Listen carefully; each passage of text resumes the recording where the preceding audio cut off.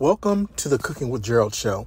On today's episode, I'll be making some rich, creamy, cheesy macaroni and cheese.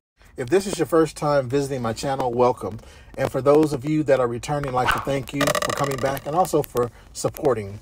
Before we get started, if you would for me, please go ahead and give this video a thumbs up.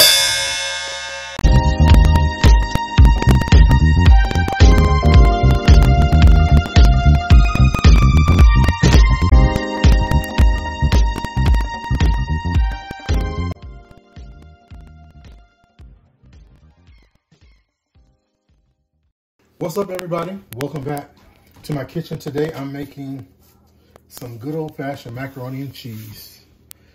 And to start out, you're going to need heavy cream, whole milk, or you can just purchase half and half. That's pretty much what half and half is whole milk and heavy cream equal parts. Some flour, butter, and chicken bouillon. I'm going to use chicken bouillon, half of that, to flavor my pasta water. Then I might use some to make a broth if I need to add to my cheese sauce. You're gonna need pasta, of course. I like these right here. These are the rigid jumbo elbows. They actually kind of got grooves in them, which collects all the cheese, and they're big, and when you bite into them, you get big bursts of cheese. So I like using those. And then I have several different types of cheeses: sharp cheddar, Colby, Munster, Monterey Jack, Gouda, and then a processed cheese like Velveeta. And then my salt and pepper, my all-purpose seasoning. Now, in addition to that, you're gonna need a cheese grater and a whisk to whip up my cheese sauce with. I'm not gonna make the whole container. I'm only gonna make probably like about a quarter to almost a half of a box of the macaroni. And then also my other cheese, triple cheddar cheese, which is Vermont cheddar, sharp cheddar, and mild cheddar cheese. And to be quite honest with you, normally when I make macaroni and cheese, I'll usually get this right here, the triple cheddar. And then I also put some of the processed cheese in there too. So today I'm actually being a little extra by adding other cheeses. So macaroni and cheese is what you make of it. You can add whatever types of cheeses that you want to it. You can just do it simple, like the old-fashioned baked macaroni and cheese, which just only has some type of cheddar cheese in it. Sharp cheddar, which I believe is sharp cheddar that's usually in it. And that's pretty much it. So to get started, I'm gonna go ahead and grate my cheese, and then I'll come back and I'll get my pasta water on too, and I'll be back. All right, guys, so I'm back. I have all my cheeses grated up, and it's best to buy grated cheese. I mean, to buy cheese that you grate yourself, because it's gonna melt a lot better. The cheeses that you find that's grated, which I'm sure you've heard 1,000 times, is that it has some type of a binder in there, like a cornstarch that prevents the cheese from sticking together when it's in the bag, like this. That's how it's so loose. With grating it yourself, you don't have to run into that problem. So I have, this is probably about 3/4 of a cup to, or actually probably maybe about a cup of the processed cheese. I have a half a cup of each one of the other ones. This is the Monterey Jack. This is the sharp cheddar. This is the Munster. This is the Colby, and this is the Gouda. Now, you can get Monterey Jack, which is Colby Jack, I'm sorry, which is going to be the cheddar and the Monterey Jack together. That's the Colby Jack, but I had it actually separate, so please bear with me. I do have a website that has all my recipes, or the majority of all my recipes on there that you can go to. You can print off the recipe, all that good stuff. However, I'm not able to get them on there as quickly as I'm making the video. So until then, I'm going to give you guys the recipe as I'm actually making the dish. So if you could please bear with me and grab a pen and pencil, piece of paper, and write everything down, then that would be great. One thing about cooking if you're not used to cooking from out of a cookbook because you've cooked so much, it's kind of hard to to do a recipe because it takes much longer to try to create a recipe. So I'll just name the stuff as I'm going and doing it. And then, like I said, eventually I'll get it put up on my website. So our water is boiling. So I'm gonna go ahead and take half of this bouillon. This is like really, really strong. This is not a regular bouillon cube. It's heavily concentrated. So we'll drop that down in there to give it some flavor. I'm gonna go ahead and turn my other pot on.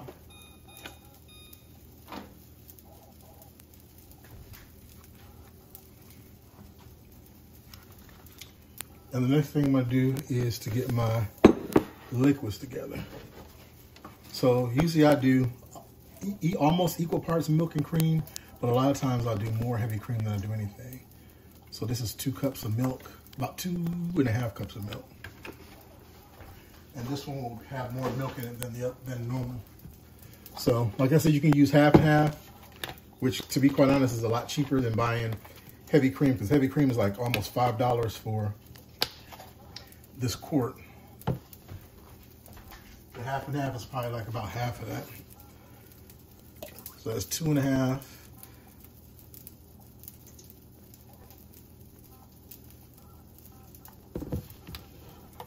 And that's about 1.5 of heavy cream.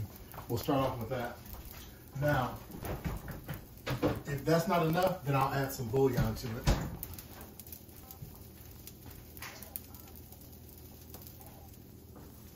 All right, so we're making what's called a roux. And a roux is equal parts fat to flour. Some people make a roux, or I shouldn't say some people, but you make a roux when you're making gumbo. You make a roux when you're making gravy. We're making what's called a bechamel sauce, which is like a white sauce or white gravy, so to speak. And then that's when we add our cheeses and everything to it once it cooks and thickens up. So, like I said, this is a 1/4 cup of butter. Gonna go ahead and drop that down and let that dissolve, and then I'll go ahead and add my flour. In the meantime, I'm gonna go ahead and get my pasta together. Like I said, I'm only gonna cook probably half of this box. And I may have extra cheese sauce left over, which is great because you can use that to make broccoli, or you can use it to make some more macaroni and cheese. Just put it in a container or else in a freezer Ziploc bag and pull it out when you get ready to make some more macaroni and cheese. The cheese sauce is already done. All you got to do is boil the noodles and just melt it in there. All right, so let me see.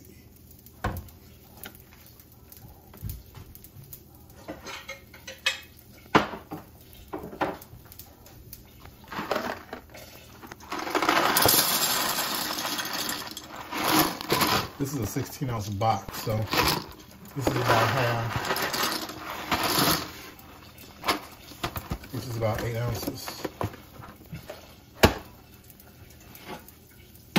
right, so I'm gonna go ahead and drop those in there.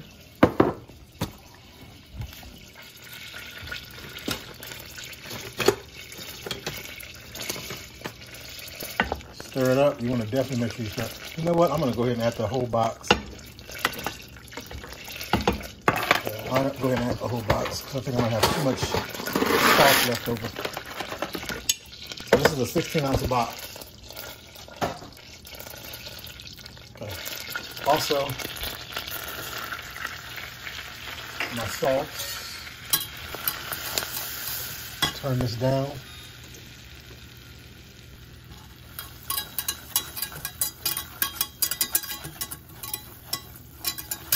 And you want to let this cook for about 2 minutes or so, just to get the flour cooked in here. You don't want to cook it till it turns brown. Go ahead and stir that up. And you want to follow the instructions on the back of the box. For these, you cook for 12 to 14 minutes. So what I would recommend doing is just cooking it for 12. And the reason being is because you want the pasta to be what's called al dente, which means it's going to still have just a little chew to it if you're baking it. And the reason that you want to do that is so that when you cook it on top of the stove, when you boil the noodles, once you put it in the casserole dish and you bake it, it's going to continue to cook. So cooking it al dente, which is a couple minutes short than what you would normally cook it, is going to be good, because when you go to bake it again, it's not going to overcook your noodles, and your noodles won't be real soft and gummy. However, if you are cooking it on the stove, then I will follow the instructions and cook it for the whole time that you're saying.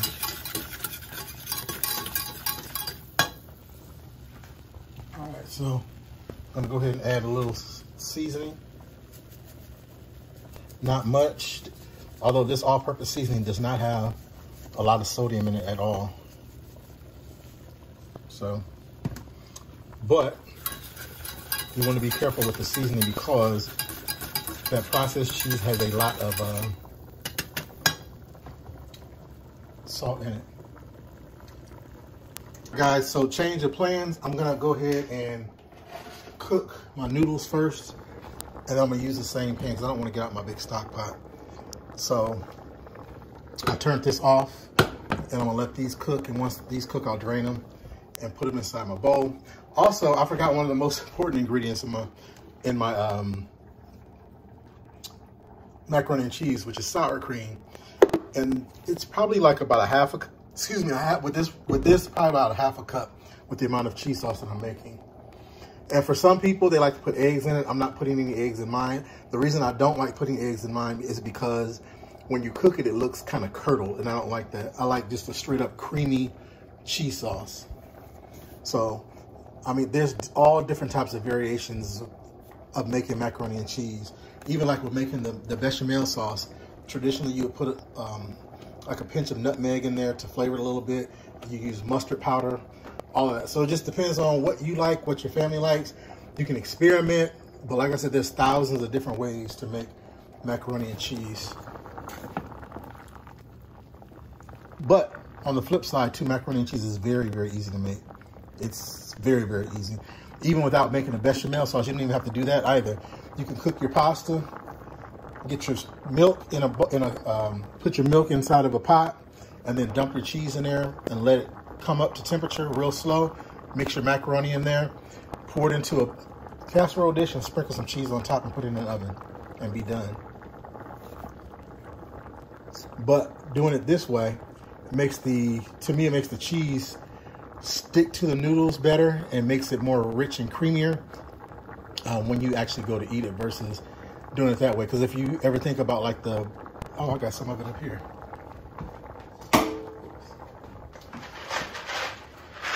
When you think of like the box macaroni and cheese like this is kind of elevated from just Kraft macaroni and cheese in a little bitty box with the powder. This has the actual pouch with the cheese sauce in it. When you cook something like this, when it's finished, you have macaroni and cheese, but it's not really a whole bunch of cheese sauce, because all the cheese sauce has been absorbed by the pasta, and it's still kind of dry after it sits for a minute.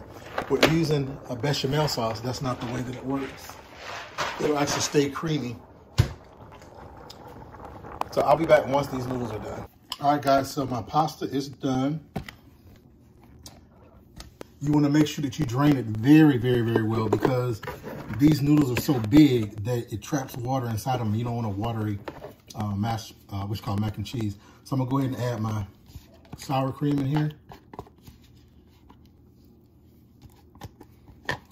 This is about 1/3 of a cup, but you can pretty much put as much as you want. I'd say for a 16-ounce box of macaroni,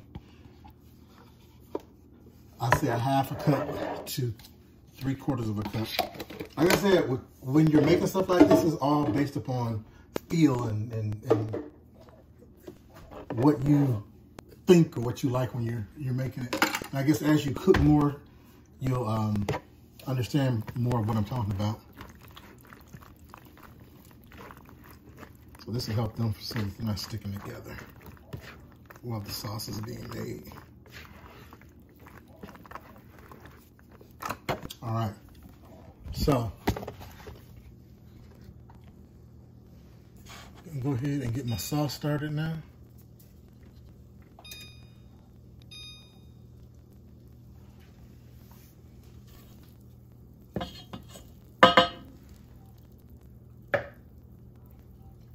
And just to recap, we had a 1/2 cup of flour, 1/2 cup of butter or margarine, whichever you choose. And okay, I'm trying to put the milk in here before this turns brown.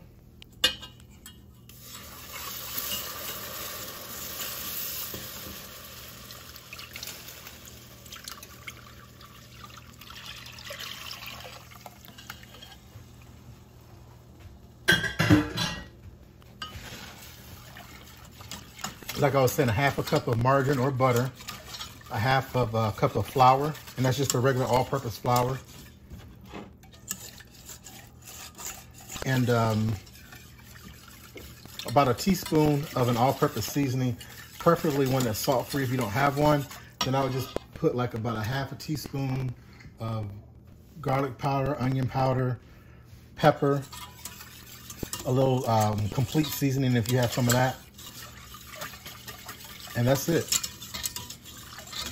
The complete seasoning already has a little salt in it, so you don't need to put any more salt in it. And like I said, because if you're using processed cheese, you don't want to put any salt in there at all, simply because of the processed cheese is going to be full of salt already. All right, so I'm going to turn this up a little bit to get this boiling. Also, I had normally it'll be equal parts, 1/2 whole milk and 1/2 heavy cream, or you can just purchase 1/2 and 1/2 and be done with it, which this is actually 4 cups total. Have a 1/2 cup of each one of the cheeses that I'm using, which is Monterey Jack, sharp cheddar, Gouda, Colby, and Munster. Oops, let me look at this again. Monterey Jack, sharp cheddar, Gouda, Colby, and Munster, and then about a cup of the processed cheese. The processed cheese, that's what's gonna be your base. That's what makes the base and makes it real creamy, is the processed cheese, the Velveety, or whatever brand, store brand cheese you want. This is actually Aldi store brand. They pretty much taste the same as far as I'm concerned. I mean, other people may have their own opinion, but I use what's best for me, and this makes some darn good macaroni and cheese. So we're gonna go ahead and let this cook for about 3 or 4 minutes until it comes up to a boil.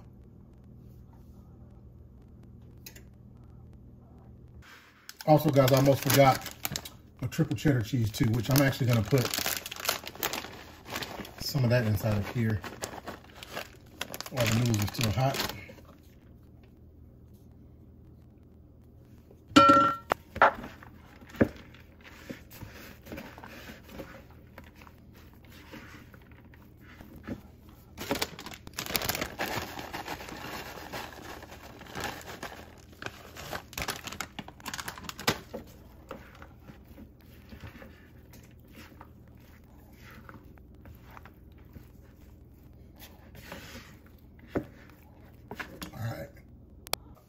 All right, guys, so let's try this again because I gave you wrong information. You have to excuse me, I sincerely apologize. So, once again, we had a 1/4 cup of flour and a 1/4 cup of butter, not a 1/2 cup. So that's a 1/4 cup of butter or margarine and a 1/4 cup of flour. If you're making a larger batch, then you would pretty much double that. But it's not a 1/2, it's a 1/4. That stick of butter was a 1/2 stick of butter, which is 4 tablespoons, which is a 1/4 cup. All right, so as you can see, our sauce has thickened up a little bit. And the way you tell is because it's coating the whisk. Or if you have a wooden spoon and you put your wooden spoon in here, you run your finger across the bottom of it And you can see that it's coating the wooden spoon. So it's ready. Because you want to bring it up to a light simmer, not an actual boil, like I said before. Because you don't want to scorch the cheese. So now that I'm putting this in here, I'm going to turn the stove down to like about a medium. So the cheese can melt slowly. Because if you burn your cheese sauce, you got to start all over again. Or let me put it to you like this. If your cheese sauce does kind of burn or stick at the bottom, you want to immediately try to get it up out of there and don't scrape the bottom of the pan. You scrape the bottom of a pan, you may not be able to save it. But if you do scrape the bottom of the pan, you're not going to be able to save it. You have to start all over because that taste of that burnt cheese is going to flavor your cheese sauce.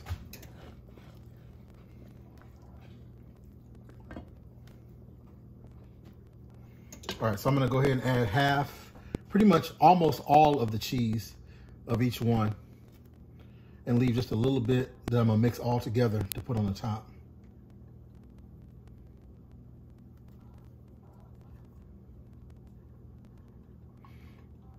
Some people like mozzarella cheese. I particularly don't because, and a lot of people want the mozzarella for the pull, that nice cheese pull. I don't particularly care for that. I mean, for pizza, yeah, but not for macaroni and cheese.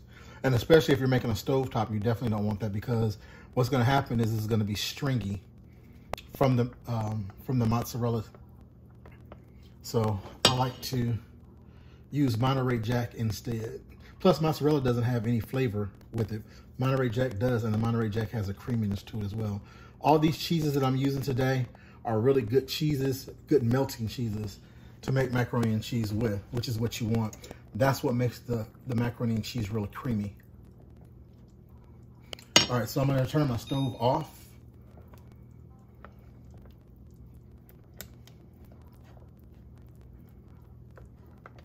And let this sauce melt the rest of the cheese in here.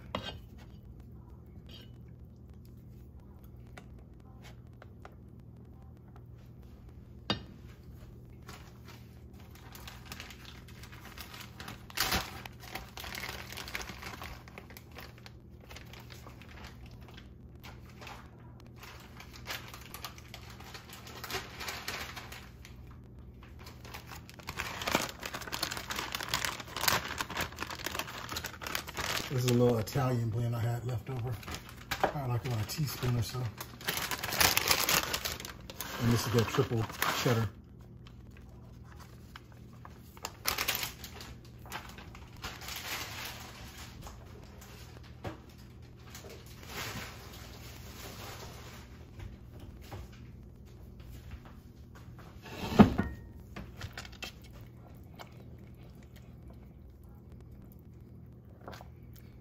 All right.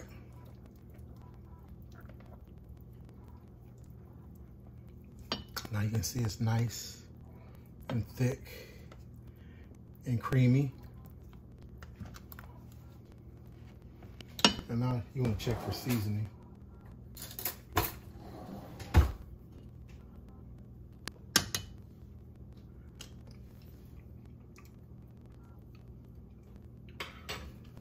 I'm gonna add a little bit more seasoning to that.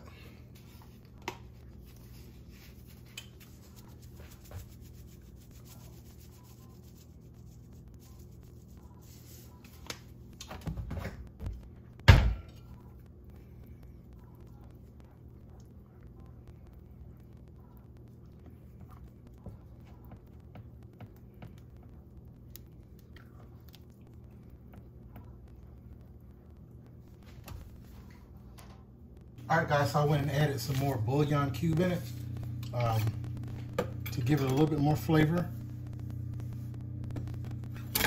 So the bouillon cube that I have is about 3/4 of the way gone. So I'm gonna stir this in there and check for seasoning again. Let me show you what kind of chicken bouillon I got. I got the Knorr brand, like this. Which you don't have to use that brand, you can use the bouillon powder. This is how big the cube is. I used about 3/4 of that. And it's very powerful, very strong. This is different from regular bouillon because it's heavily concentrated.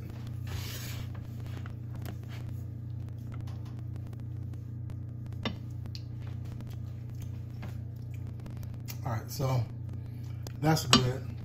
So now I have my macaroni. Instead of me putting cheese on top with this processed cheese, I actually put chunks in here to put on the inside, which will make it even creamier. So overall, with the processed cheese, I used, and no, this is not the spoon that I tasted my stuff with either. Anyway, with the processed cheese, I used half of the box for a 16 ounce or 1 pound of pasta, regardless of what kind of pasta it is. All right, so I'm gonna go ahead and add my cheese sauce.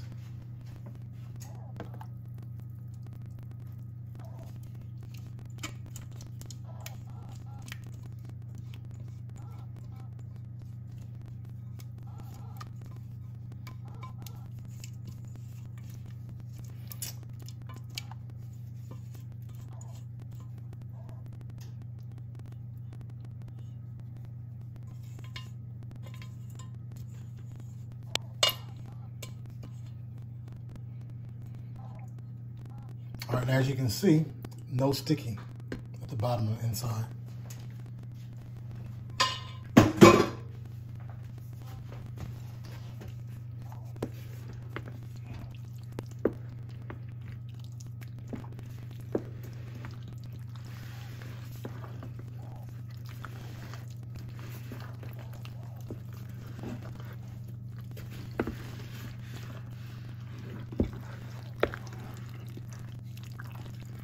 Look at this, just nice and beautiful and creamy.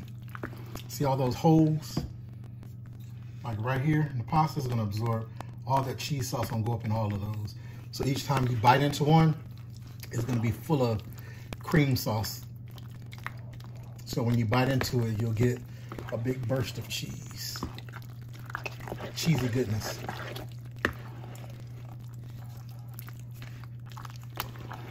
All right, so this is done and ready to be baked.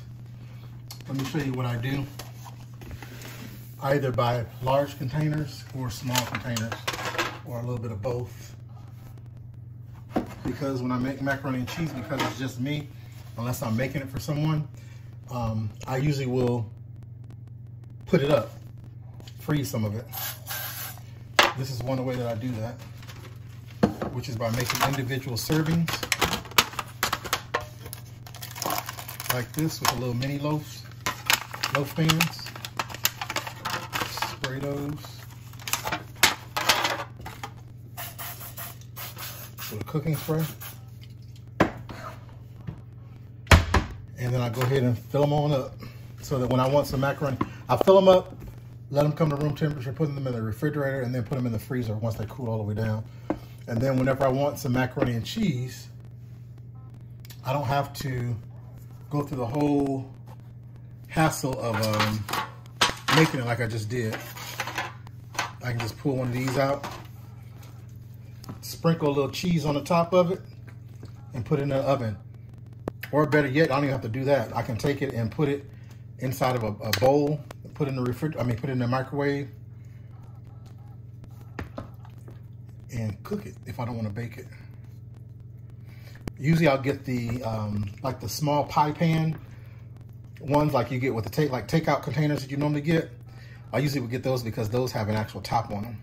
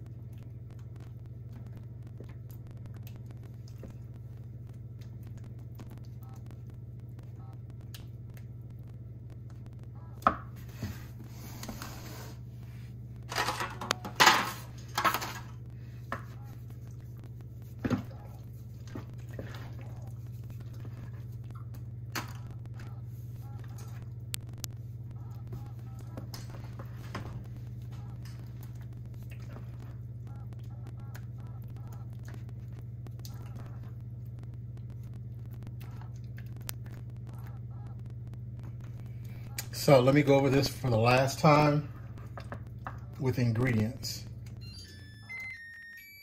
So we start off with four or five different cheeses. We have the processed cheese, which is Velveeta or any type of store-bought processed cheese. A cup of that, actually 2 cups. Half of the cup you make the sauce with, and the other half you put in at the end to mix in with your pasta. Once you're mixing up all the cheeses and stuff together. The second, so you're gonna have a half a cup of Munster, half cup of Gouda, half cup of sharp cheddar, half cup of Colby, a half a cup of Monterey Jack, a 1/4 of a cup of butter, 1/4 of a cup of flour, about 2 teaspoons of some type of all-purpose seasoning, 3/4 of chicken bouillon. You want to use half of that, excuse me, when you're cooking your pasta to flavor your pasta, and then the other half you can put inside of the, or the other 1/4, excuse me, you can put inside of the macaroni sauce, the cheese sauce. And 2 cups of, half and half, and 2 cups of milk, 16 ounces of pasta, and I believe that's it.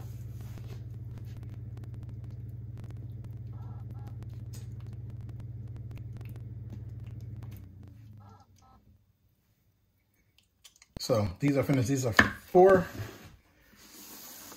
individual ones for me to have for a meal. Because I do the same thing with greens and with dressing. I do them all like that. So whenever, like for example, if I wasn't going to someone's home for Thanksgiving, I would already have my stuff done. Because I have greens in the freezer, which are the those quart size bags. I will pull one of those out, one of these out. Some dressing, I have that in the freezer as well. Only thing I would have to do is make potato salad, some yams, and whatever else I want to make along with my meat. So we got those done. I'm gonna cover these with plastic and let them sit out on the counter and come to room temperature and cool down before I put them in the refrigerator. And with these too, you can put cheese on the top of them. However, I'm gonna wait until they cool down, because if I don't, they're just gonna, this is gonna melt. So I'll be back. All right, so I have me a small container or small dish that I'm gonna make me right now.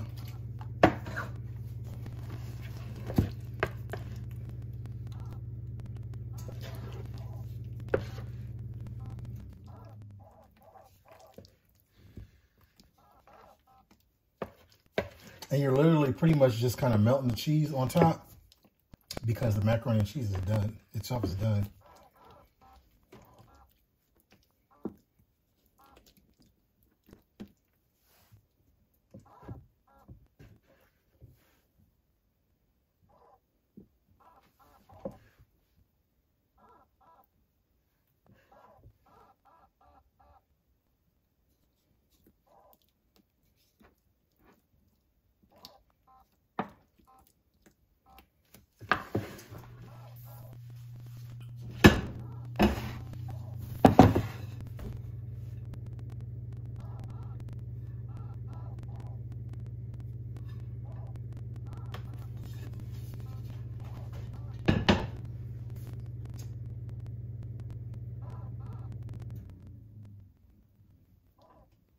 All right, so my oven has been preheated to 375 degrees. I'm gonna go ahead and put this in there. I'm gonna put it on a tray and put it in there in case it bubbles over and makes a mess in my stove. So I'll be back. All right, guys, so this is done. And I'm glad that I did put it on a tray, because it did overflow like I said it probably would. So I'm gonna let this cool down, because I definitely couldn't eat this right now. I'll let it cool down for a few minutes and I'll be back. All right, so let me grab me some.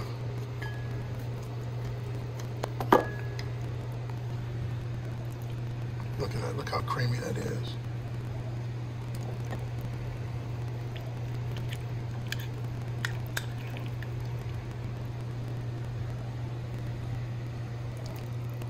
sweetheart.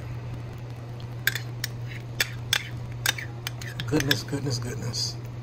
Also, guys, too, when you reheat this up, a lot of times people, when they think that they're reheating their food, they're actually recooking it when you cook it in the microwave. So when you reheat your food in the microwave, especially stuff like this and like Alfredo, stuff like that, you want to put either your microwave, some microwaves have a setting for a reheat.